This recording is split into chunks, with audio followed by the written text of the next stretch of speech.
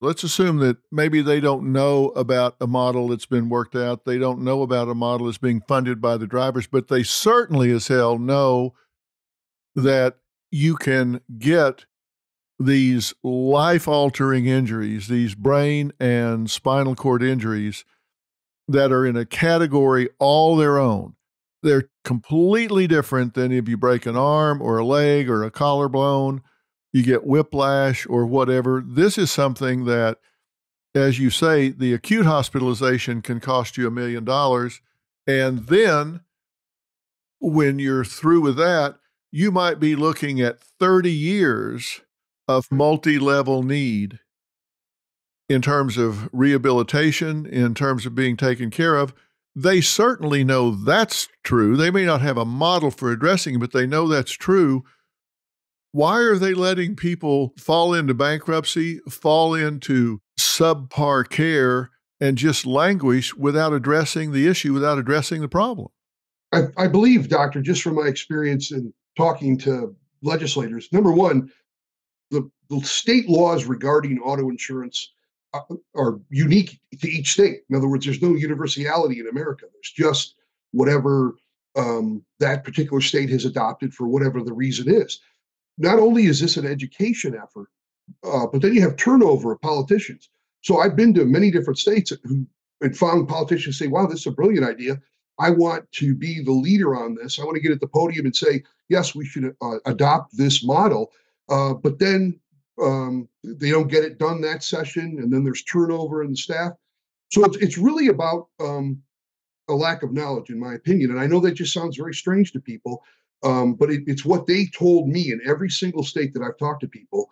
And I've done a lot of shows all over the country in different states, radio and podcasts and television.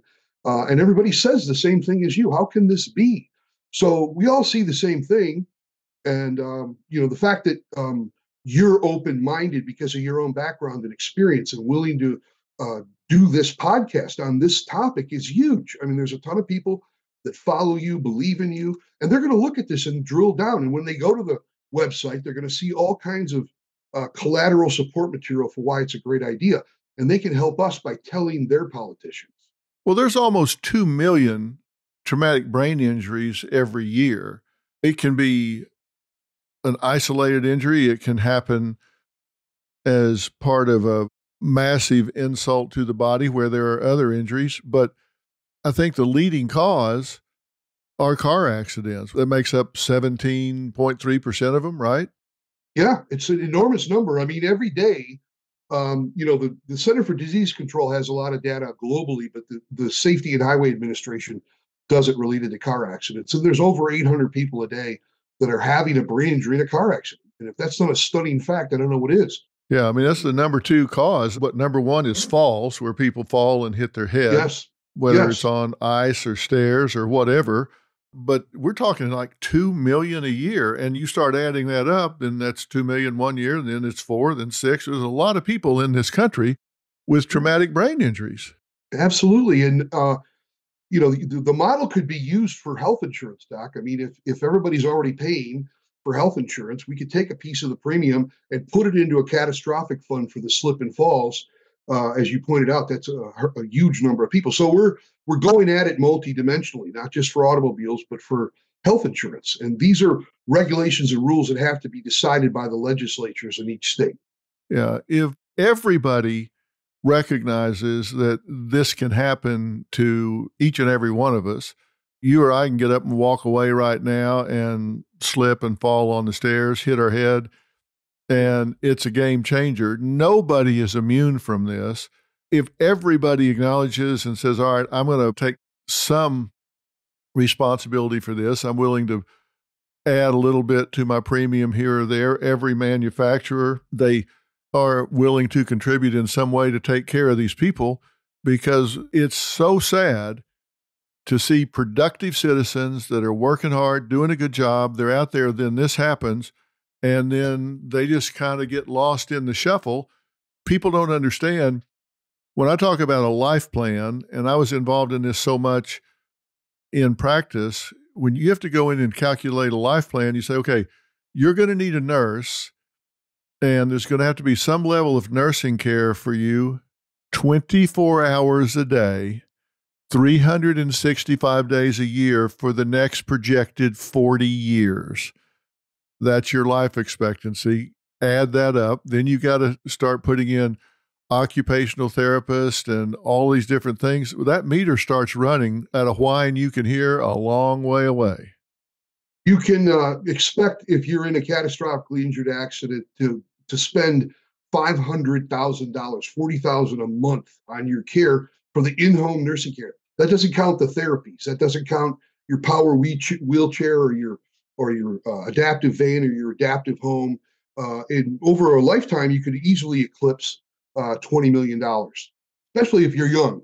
Right, because you're just looking at how many years of life are left. And you say right now, over 40 years of existence, that the catastrophic claims fund now has over $20 billion in it? Over 25 billion. Yeah, I think it's closer to 26. I didn't take the minute to look it up presently, but I know it's over 25. Yeah. And how is that dispersed? Well, that's a great question. It's a reinsurance model. So what that means is the insurance company have an obligation for the first $600,000 in Michigan. And then every dollar that is spent on your care after that by the insurance company is reimbursed to them for having paid for the care that exceeds the 600,000. Some people might not understand that insurance companies take out insurance. Reinsurance is a big deal. I used to do a lot of litigation that involved airline crashes, for example, and we would look at the coverage tower, and it was a tower. I would have sometimes a coverage tower that would cover several 8.5 by 11 pages stuck together. Aetna might be involved in covering XYZ airline from a $5 million deductible up to $75 million. Then maybe Zurich would be in for the next $25 million. Then Lloyd's of London might be in for the next $40 million. Right. Then Aetna might get back in. Then you'd have another insurance company. You just had this coverage tower where they lay it off like a bookie lays off. If they're getting too much one side or another, they have to go lay it off to somebody else so they don't go bankrupt. That's it. So they'll cover it up to a certain amount and then they lay it off to somebody else, which makes sense. It's just good business. So they spread the risk across time. But you've got to spread the risk among everybody involved. This isn't a government thing. This is a matter of everybody taking care of each other and being willing to say, look, we're all out there driving. We're all out there doing this stuff. We need to be willing to take into account that there's risk involved for everybody. That's it. The greatest risk in your life every day is getting in your automobile and driving somewhere. Anything that you're moving fast enough that a sudden stop is going to rattle your brain.